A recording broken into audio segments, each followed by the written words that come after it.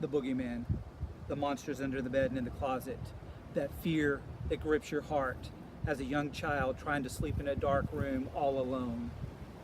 It's the same fear that gripped my heart as a 4-year-old when I was suddenly awakened from a nightmare, just to find that the nightmare had followed me into the waking world. I sat up quickly in bed, my eyes wide open, a cold sweat, my heart pounding in my chest like a bass drum. There he was, the boogeyman from the dream, vivid. I could see his every detail at the foot of my bed. The only thing I could think was to jump out of the bed, get to my parents as quick as I could.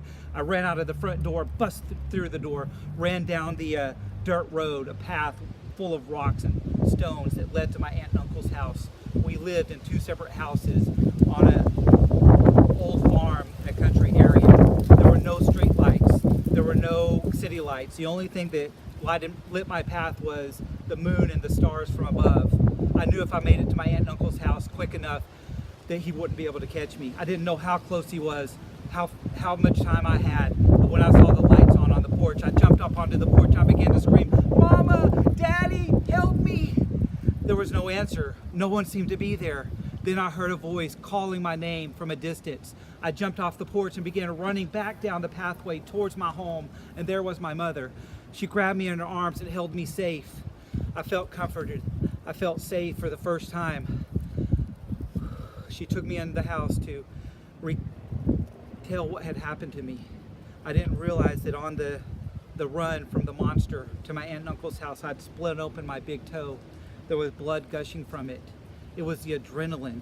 It was the fear that had kept me from feeling that pain. And also the fact that I was caught in between my nightmare and the real world. When we sat down to talk about it, my mother thought it was very strange that I had made it through the front door. She had just gone to bed moments before I had woken from the nightmare. It was a door that I was never able to get through when I was awake in normal hours. She had just recently secured the lock, so she knew it was locked.